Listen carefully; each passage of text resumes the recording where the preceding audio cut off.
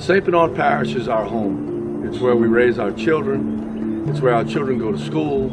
It's where we play in the ballparks. We cannot trash our future here in St. Bernard Parish. Litter is a major problem for us. We don't like to say that much because it's a negative thing, but it could be such a positive thing for us if we would just pick up the trash in our streets, by our homes, in our parks, and in our bayou ways. We have such a promising future. We're coming back strong. And there's so many things that we have to spend our resources on. The resources that we expend on litter in St. Bernard Parish is something that we need to stop. So please, do not trash St. Bernard's future. All right, we are back, and we are now joined by Justice of the Peace, Ward C. Bo Bowman. Thank you so much for being here. It's my pleasure. Litter seems to be a big pet peeve of yours. This is the second time I've heard you speak about it recently. Yes. And so I know that you're really working hard on a number of initiatives. Let me just first of all ask you, Bo, what do you think the biggest problem is in our parish with regard to litter? Is it the littering itself? Is it the enforcement? Is it the ordinance? Is it people? Is there one thing? We have a structure set up. So the Louisiana Code of Civil Procedures sets the enforcement arm of littering statutes in the state of Louisiana concurrent with the Justice of the Peace and the Constable Office. So the constable is the officer who will go out and investigate a littering violation. They would then be issued a court mandate to appear in court, and of course they would have to appear before litter court. That's not an issue. We've got the structure to do so.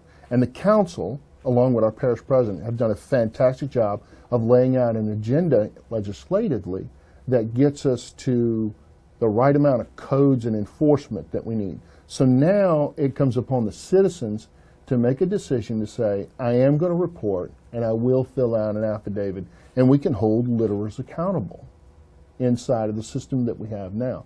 So I would say our biggest hurdle right now is educating the public on how to report an incident and then following the system through, following it all the way through. Well, let's start with that. Let's Okay. follow the steps through and make it simple for everybody.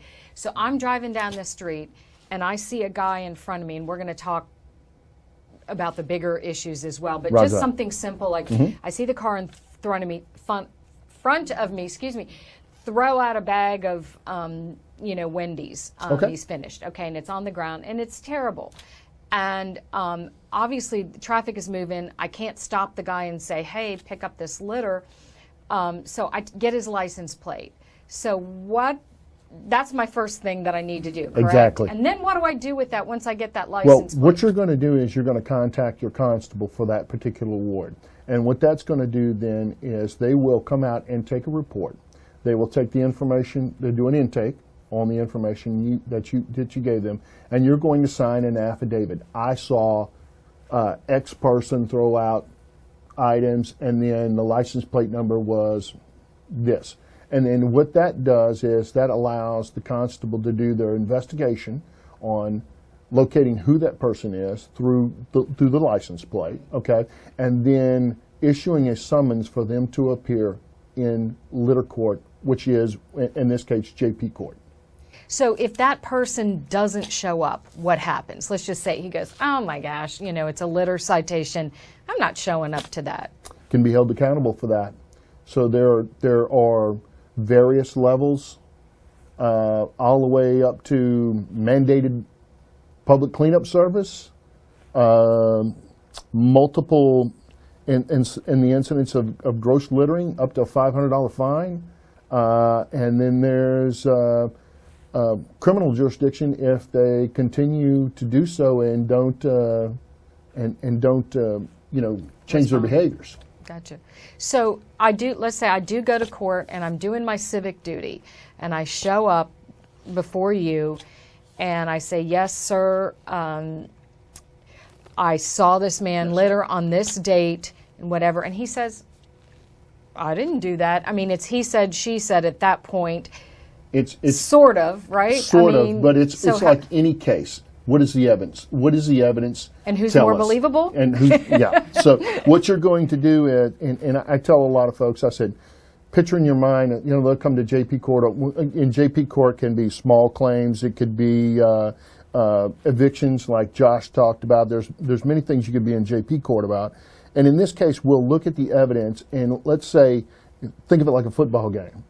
If your evidence gets you 45 yards and the other guy's evidence gets him 55 yards, well, obviously, I'm going to go based upon the preponderance of evidence. So if I have a statement from you, you're showing me that there's the Wendy's bag, okay, and actually, the constable could go maybe confirm if there's a receipt in the bag. Hey, this happened at 9:45. They'll do their due investigation. All right. They'll do their due investigation. The constables will, and then put that evidence before the court. And in that case, the constable is the prosecutor for that case. Okay. Gotcha. So they would prosecute that case, and that information and evidence would be presented in litter court. Okay, so they work hand in hand, the constable and the JP in this case. So people out there might be watching and going, well, that's a whole lot of rigmarole for a bag of Wendy's. So, I mean, are we really going to tackle the litter problem by, one little car at a time? I mean, to look at the bigger picture, that may seem like such a minute thing to deal with. If we don't change behaviors, even at the smallest level, okay, the old saying is, if I can't trust you with $1, how do I trust you with $1,000? Gotcha. So, it's that deal where we have to hold a standard as a community and say, hey, look, we want a cleaner, nicer community where all the citizens can enjoy themselves, and I don't want to go to the park and see stuff all over the ground and all of it.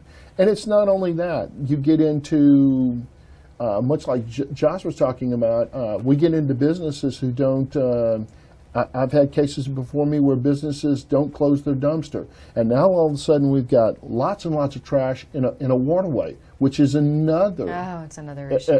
Which is another issue. So we're going to get into environmental quality issues. We're going to get into Department of Wildlife issues and all the ability to that. drain when there's a storm and absolutely. whole myriad. And that's a hot button right now in St. Bernard Parish is about draining. And and if you're disposing of gross amounts of material that's clogging up our system, and if you've ever seen the video on what's in the drainage pumps, it doesn't allow the drainage pumps to drain. It's Coke cups and all kinds of mess. So the further we go on correcting behaviors and cleaning up our parish benefits us in multiple ways like that. Right. Yes. So as far as dumping in canals or dumping on vacant lots or dumping on your neighbor's lot or wherever the case may be, do we have to witness that in order to get, obviously we have to see who's doing it in order to get them before you. Is there any other way we can tackle that other than if you don't see who's doing it, it's a problem? Yes, and we would like that reported to us so that we can take a look into that. Obviously, if we don't have firsthand information on who that individual is, but what we find is if they find a place to dump once, they'll dump twice, they'll dump 3 times, and we catch them in the act then. And that's what we're trying to do is develop the knowledge of where it's being done at inside of the parish, and then get a profile on that and see if we can investigate that and then get that person into court so that we can make sure that this behavior stops. Yeah. So one of the problems, and you had mentioned, alluded to, was trying to figure out, okay, what ward are you in, and who do I call, and how do we start this process? Does you call the ward where you live or the ward where this happened? You can call the ward that it happened in. And how are we going to figure that one out? Okay. I think you've got a plan for that, right? Yeah. Well, I know that it's confusing because we got 11 JPs and 11 constables in St. Bernard Parish. So what I did was we went out and we created a website. It's www.sb sambravojulietpapa.org, sbjp.org. On the last page of that, where it says community officers, it gives a full list of every JP and every constable and their phone number and what ward that they're in. So what we're trying to do is simplify the process, provide more service, and make it a lot easier for our citizens to be able to do their civic duty and take pride in our community. Yeah. Absolutely. All right. Thank you so much for all. You've got a lot of irons in the fire. We've got to thank you so much for tackling this, because it's a big issue and it's important. And as St. Bernard Parish President Guy McInnes mentioned earlier, there is personal responsibility here. And he said, don't trash St. Bernard's future. Just well said. So that's it for this edition of Shaping St. Bernard. I'm your host, Karen Boudry. We'll see you next time.